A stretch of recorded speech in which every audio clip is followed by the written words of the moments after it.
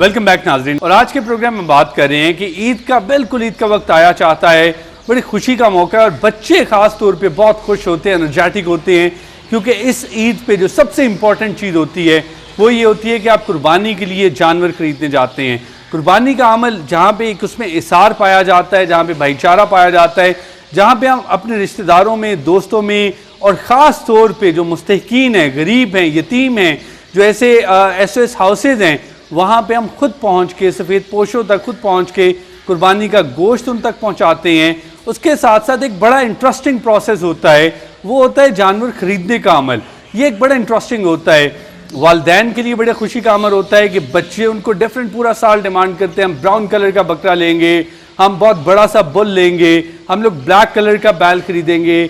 तो इस वक्त वो अपने सारे के सारे जो इस तरह के उनके अरमान होते हैं, विश लिस्ट होती है, वो अपने वालदैन के ज़रिए पूरी करवाते हैं।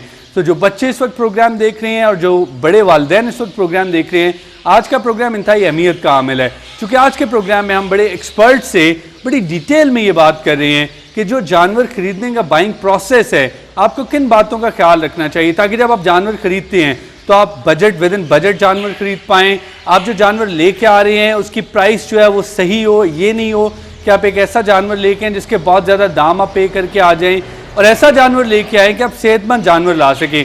प्रोग्राम में हमने ब्रेक पे जाने से पहले ये सारी चीज़ें डिस्कस की, प्रोग्राम में आगे बहुत कुछ डिस्कस करना बाकी है। तो अगर आप ये प्रोग्राम देखेंगे तो आपको डिसीजन लेना आसान हो जाएगा। जब आप मंडी में जाएंगे जानवर खरीदने तो आप बड़े अलर्ट, बड़े अवेयर कस्टमर के तौर पे जा रहे होंगे। तो अक्सर ब्रेक पे जाने से पहले हम बात कर रहे थे कि किस तरह से जानवर को, सेहतमंद जानवर को एवेल्युएट किया जा सकता है, बजटिंग पे बात की। अब ये बताइए कि जब जानवर को आप घर लेके आते हैं तो आपको किस तरह से बेसिकली उसकी देखभाल करनी चाहिए, क्या एटमॉस्फेयर देना चाहिए। चूँकि हम बैल पे बात कर रहे हैं कि बैल को किस तरह से, बैल को खरीदते हुए क्या अमल दोहराना चाहिए, तो उस पर बताइएगा कि बैल की क्या माहौल उसे देना चाहिए, क्या चारा देना चाहिए, पानी कब देना चाहिए, थोड़ा सा इस बारे में बताइएगा। देखिए मौसम ख़रीदारी का तो जो सीज़न है वो तो ईद के जैसे ही शुरू चांद निकलता है तो लोग अपनी ख़रीदारी शुरू कर देते हैं। ठीक, तो इसका तो अराउंड 1 लाख खरीदो फरोख्त होती रहती है। ठीक, लेकिन यह है कि अपने आम इंसान के लिए जब जाता है तो दिन में बहुत गर्मी है तो ज़रा ठंडे टाइम पे जाए तो वो बेहतर है कि उसको ज़रा देखे और फिर जाके पहले मंडी का सर्वे करे। ठीक, 8-10 फार्मर से मिले और उनसे उनके जानवर की कीमत पूछे, असेस करे, फिर आपको सही अंदाज़ा होगा कि ये कितनी प्राइस मांग रहे हैं और उसकी 1/3 जो है ना वो तकरीबन, अगर वो 1 लाख कहता है तो आप कम से कम उसको 60,000 लगा दे। ठीक, इस हिसाब से फिर जैसे जैसे आपकी उनकी बार्गेनिंग होगी तो जहाँ आपका वो उनसे बात बनती है वो आपका, क्यों कुर्बानी में 2-4 हज़ार या 5 हज़ार नहीं देखे जाते, जानवर की खूबसूरती देखी जाती है। ठीक, हाँ, जब आप उसको घर ले आते तो घर में तो उसमें फिर वही मैंने पहले भी जिक्र किया कि उसको सब लोग उसके पास ना जाएं, क्योंकि जानवर जो है वो देहात से भी आया होता है और अपने एक जहाँ अपने जानवरों के एक हर्ड या फ्लॉक या उससे आया होता माहौल से आता है। जब वो अकेला बनता है तो वो बहुत उसको ज़रा परेशानी होती है, वो उसके बिहेवियर बहुत डिफरेंट हो जाता है। तो उसको एक बंदा हैंडल करे ताकि वो डर के मारे बेचारा जो खाना पीना वो भी ना छोड़ दे, तो उसको साफ़ सुथरा पानी उसको पिलाएं, जो आप घर में जो साफ़ सुथरा पानी वो दें, और खुराक के लिए ये सॉरी यहाँ पे मैं इंटरप्ट करूँगा, ये तो मुमकिन नहीं हो पाएगा। जो बच्चे इस वक्त प्रोग्राम देख रहे हैं उनको आपकी ये बात इंतहाई नापसंदीदा, नागवार गुजरी होगी, क्योंकि जब आप कह रहे हैं कि एक बंदा उसकी देखभाल करे तो आप इन शैतान बच्चों को तो रोक नहीं सकते, ये तो उस जानवर के पास जाएंगे। आपकी बात बिल्कुल बजा है कि जानवर के एतबार से देखा जाए तो ये बात बिल्कुल सही है। तो क्या किया जा सकता है कि ये बच्चे भी थोड़ा सा उस जानवर को एंजॉय कर सके? देखिए, उसको इस किस्म का उसको बांधना चाहिए। ठीक, उसको जो उसका टाइंग मेथड है या उस बांधने का सिस्टम है वो इस किस्म का मजबूत होना चाहिए कि ये ना हो कि वो खुल के और वो दौड़ लगा दे और फिर हाथ मलते रह जाए। ठीक, तो ये फिर एक बहुत मुश्किल एक अमल होता है, दोबारा अगर खुल जाए उसको पकड़ना बहुत मुश्किल अमल होता है। तो इसलिए मैं इसी को सामने रखते हुए मैं ये कह रहा हूँ कि बच्चों को थोड़ा सा देखें, उन्हें कहीं नज़दीक नहीं जाना, ज़रा दूर से देखें, और अगर डालना है एक एक करके जाके उसको जो भी डालना है तो दूर से डाल के आ जाए, करीब उसके नहीं जाएंगे वो। सही, और करीब जाना भी नहीं चाहिए, क्योंकि वो जानवर है वो किसी वक्त भी जो है ना वो उसका बिहेवियर चेंज हो सकता है। ठीक, तो इसलिए उससे अवॉइड करें तो वो बेहतर है। देखें उसको, करीब से ना जाएं, देखें करीब ना जाएं, दूर से उसको देखें, एंजॉय करें। ठीक, तो ये इसमें एहतियात बरतनी चाहिए, क्योंकि जानवर तो किसी वक्त भी। आपने बिल्कुल सही बात की कि जहाँ पे बच्चे बड़े एक्साइटेड होते हैं कि हम लोग जानवर को जाके टच करें, जानवर को जाके देखें, वो खुद चारा देना चाहते हैं, कुछ बड़े ब्रेव बच्चे होते हैं, बहादुर बच्चे होते हैं। मैंने जानवर के कान को हाथ लगाना है, मैंने इसको देखना है।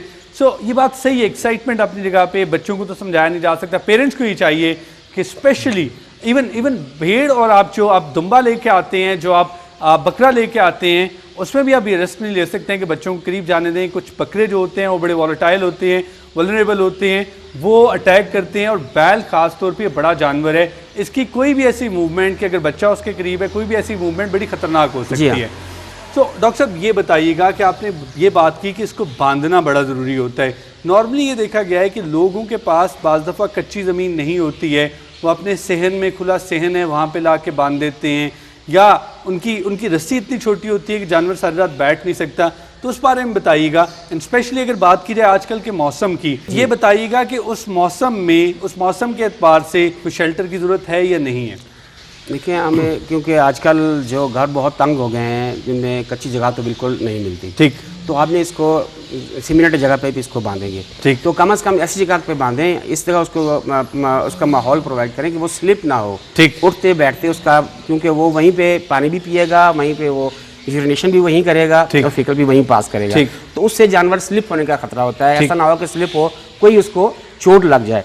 तो नीचे आप या तो कोई पुराना घास हो जो उसने खाया हो, वो उसके नीचे फेंक दे। अगर वो नहीं है तो पुराने गत्ते अगर मिल जाते हैं, वो नीचे उसको फेंक दें, ताकि उसका वो जो स्लिप होने का अंदेशा है वो कम से कम हो जाए। ठीक, और उसको इस तरह बांधें आसानी से वो बैठ सके, उसकी मूवमेंट ईजी हो, उठना और बैठना उसका आसान हो जाए। सही। और उसके करीब ही पानी का टब या रखें, या पानी का जो भी बर्तन है वो उसको रखें ताकि वो पानी पी ले। और उसी के साथ उसको जो चारे का आपने या उसको अपने वंडा डालना है, जो आपने उसको फीड डालनी है, वो भी टब उसी के पास हो, ताकि उसको ज़्यादा उसको मूवमेंट ना करनी पड़े। ठीक, आपने चारे की बात की कि जो आपने फीड डालनी है, चारा डालना है, तो ये बताइए कि जो 2-3 दिन जानवर आपके पास रहना है, उस दौरान बैल को आपको क्या चारा डालना चाहिए, फीड किस तरह से देनी चाहिए, कौन सी चीज़ें देनी चाहिए और कौन सी चीज़ें बिल्कुल नहीं देनी चाहिए? देखिए, जानवर को आजकल जो सीजनल चारा जा रहा है वो मकई का जा रहा है। ठीक, मकई का जो चॉप किया हुआ, कुतर किया हुआ चारा है, वो उसको एड लिप देना, जितना वो खा सके, जितना उसकी रिक्वायरमेंट है वो खाए। जानवर के डिपेंड करता है। एक अच्छे बड़े सेहतमंद जानवर को, बड़े जानवर को 50 से 55 kg उसको एक दिन में चारा की ज़रूरत होती है। अगर उसी तरह छोटा जानवर है तो उसी हिसाब से उसको चारा उसको दें। और ज़्यादा इसको दाना या अनाज या उसको कंसनट्रेट देने की ज़रूरत नहीं है, क्योंकि अगर हम उसको ज़्यादा देते हैं तो वो कंसनट्रेट खा के वो पूरा डाइजेस्ट नहीं कर पाएगा, क्योंकि हो सकता है उसने कभी ये चीज़ कम खाई हो या ना खाई हो, तो उसका स्टमक उसको कबूल नहीं करेगा। अगर हम इकट्ठा उसको 4-5 किलो दे देंगे तो उसको इंडाइजेशन हो जाएगी। तो इंडाइजेशन होगी तो वो फिर उसको मोशन में एंट्राइटिस भी हो सकती है, मोशन भी लूज मोशन है, जिससे उसका वेट और वो लूज़ कर जाएगा। ठीक, तो उसको किलो 2 किलो ज़्यादा उसको राशन दें। ज़्यादातर उसको आप रखें कि इसको ग्रीन फॉडर जो आजकल सीजनल मेज़ का या मकई का जो चारा है वही उसको ज़्यादा खिलाएं। यही चारा आपको ज़्यादा देना चाहिए। डॉक्टर साहब, प्रोग्राम का वक्त हमारे पास कम है, मैं चाहूँगा कि एक बार फिर जो सबसे इंपॉर्टेंट चीज़ है एक बार फिर बता दें, जो नाज़रीन ने अभी ट्यून इन की है, ताकि वो भी देख सकें कि जब हम मंडी में जाते हैं, जानवर खरीदने जाते हैं, स्पेशली अब बैल खरीदने जा रहे हैं, तो आपको किन बातों का ज़्यादा ख्याल रखना चाहिए?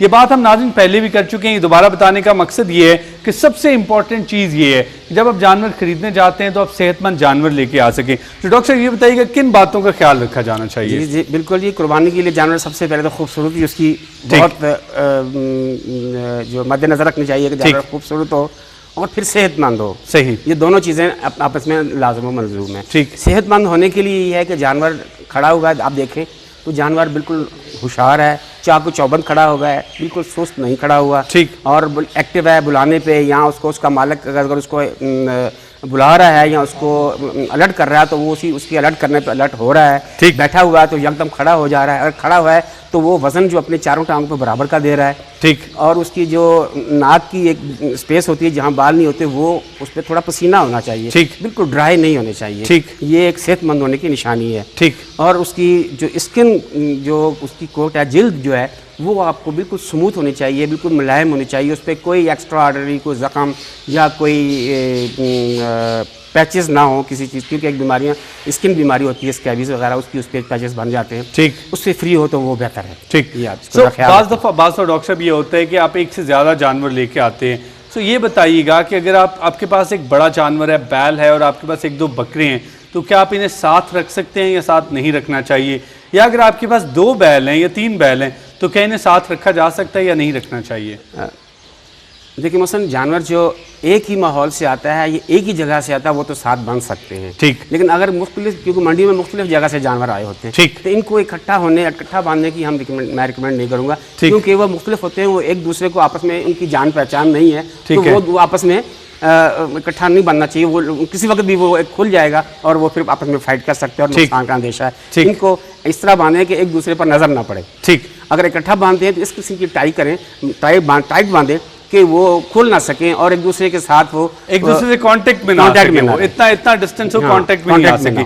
अच्छा ये बताइए कि जब हम मंडी जानवर लेने जाते हैं तो हमें किस इलाके का जानवर हमें जो बड़े शौक से ख़रीदना चाहिए? चूँकि व्यापारी मुख्तलिफ इलाकों से आते हैं, बताते मैं झंग से आया हूँ, मैं झंग से लेके आया हूँ, हम सिंध के किसी इलाके से लेके आए, बुरेवाला से आए हैं, सरगोदा से आए हैं, केपी से लोग लेके आए होते हैं। तो कौन सा ऐसा इलाका है जो कि बहुत जाना पहचाना है, मशहूर है? बैल की अगर बात की जाए तो बैल की पैदावार के हवाले से सबसे ज़्यादा मशहूर है। देखिए जी, दूध के हवाले से तो जानवर को हम रिकमेंड करते हैं कि आप साहिवाल लें, जो बहुत अच्छी प्रोडक्ट दूध की पैदावार देता है। लेकिन जो गोश्त के लिए जानवर इस्तेमाल होते हैं वो साहिवाल को भी इस्तेमाल करते हैं, और कुछ लोगों की अपनी अपनी एक मिथ होती है कि हमें साहिवाल का ही एक जानवर चाहिए, उसी का बहुत टेस्टी जो गोश्त वगैरह होता है। और कुछ लोगों की ये है कि हम धनी ब्रीड को लें जो हमारे स्पोटोहार रीजन में भी है, वो उसको पसंद करते हैं क्योंकि वो ज़्यादा ऊंचा लंबा नहीं होता और उसका दरमियाना कद होता है और बहुत वो एक सेहतमंद और बिल्कुल खूबसूरत जानवर होता है। तो लोग इस तरह धनी को भी बहुत पसंद करते हैं। ठीक। तो इसमें कोई ब्रीड की वो नहीं है, जो इसमें है पसंद की बात, जिसको जो जानवर खूबसूरत लगता है वो परचेज करता है। और कुर्बानी में तो सब जानवर जो है ना वो बिल्कुल कुर्बानी का अमल, कुर्बानी का जो पूरा मकसद है वो इतना शानदार है, इतना ज़बरदस्त है कि उसमें आप जो भी जानवर कुर्बान कर रहे हैं, जिस खलूस से कर रहे हैं, जिस नीयत से कर रहे हैं, वो सारे का सारा अमल ही इंतहाई शानदार है। डॉक्टर साहब हमारे पास प्रोग्राम का वक्त बिल्कुल थोड़ा सा रह गया है, मुझे ये बताइएगा कि जो कुर्बानी का अमल है, कुर्बान करने का, उसमें उसके बारे में सिर्फ थोड़ा सा ब्रीफली नाज़रीन को बताइएगा कि लोग चाहते हैं कि फ़ौरन ज़िबा किया जाए और फ़ौरन ही उसके गोश्त के पीसेस बना लिए जाएं, तो उसको बताइएगा कि क्या इसको थोड़ा वक्त देना चाहिए जानवर को ताकि उसमें से खून जो है, उसकी जो बाकी जो इस तरह की चीज़ें होती हैं वो निकल सकें, इसके बारे में थोड़ा सा बताइएगा। देखिए जी, जहाँ तक ज़िबा करने का है, ये तो एक अल्लाह ताला ने बहुत एक हमें पे कुर्बानी हम पे जो कर दी गई है, जो सुन्नत इब्राहिमी भी से जानी जाती है। तो इसमें जो ज़िबा करते हैं उस पर अल्लाह का नाम भी लिया जाता है और उससे जो ब्लड निकलता है और जब जानवर तड़पता है उसमें से जो भी उसकी जो नर्व सिस्टम में जो भी ब्लड होता है या वेन में जो ब्लड होता है, सारा सर का सारा ब्लड बाहर निकल जाता है, वो किसी अंदर नहीं रहता। ठीक। तो वो एक तमाम का तमाम जब ब्लड आ जाता है तो वो एक जिसे कहते हैं कि एक पाक और साफ गोश्त बन जाता है। सही। तो उसको बस यही टाइम होता है उसका, जब उसका सारा ब्लड निकल जाए वो हिलना जुलना बंद कर दे, उसके बाद उसकी जो है ना ड्रेसिंग शुरू कर दे। ड्रेसिंग कहते हैं जिसको खाल उतारने को, उसका फिर ये सिस्टम शुरू कर दे। और वो तो है कि जितना जल्दी इसके पीसेस बना लें और उसको पकाएं और उसके बाद तकसीम करें। Thank you very much doctor साहब, आपने हमें वक्त दिया, बहुत शुक्रिया जी। नाज़रीन, आपने आज का प्रोग्राम देखा। आज के प्रोग्राम में हमने बात की कुर्बानी का, आपको किस तरह से प्लान करना चाहिए। If you want to buy, कोई आप बैल खरीदना चाहते हैं तो आपको किन बातों का ख्याल रखना चाहिए। एक बात यहाँ पे इंपॉर्टेंट है, जो डॉक्टर साहब ने बातें की वो बहुत इंपॉर्टेंट हैं, आप उनका बिल्कुल ख्याल रखें जानवर को ख़रीदते हुए। लेकिन एक बात यहाँ पे बहुत इंपॉर्टेंट है कि हमें ये समझना चाहिए कि कुर्बानी का अमल किया क्यों जा रहा है, कुर्बानी की क्यों जाती है। जिस तरह डॉक्टर साहब ने जिक्र किया, ये सुन्नत इब्राहिमी है, आप सब जानते हैं इसकी हिस्ट्री क्या है। सो ये बात इंतहाई इंपॉर्टेंट है कि जब आप कुर्बानी करते हैं या जो गोश्त हासिल होता है, सबसे पहले जो मुस्तहीक़ीन हैं उन तक वो पहुंचना चाहिए ताकि वो भी ईद उल अज़हा की खुशियों में शामिल हो सकें। ये एक बड़ा नेक अमल है और ये कुर्बानी आपकी तभी मुकम्मल होगी, पूरे का पूरा प्रोसेस तब मुकम्मल होता है कि अगर आप जो मुस्तहीक़ीन हैं, जो सफ़ेद पोश लोग हैं, उन तक उनका हिस्सा बड़े बावकार तरीके से पहुँचे। अगले प्रोग्राम तक अपने होस्ट मोहसिन कमर को इजाज़त दीजिए। अल्लाह हाफ़िज़।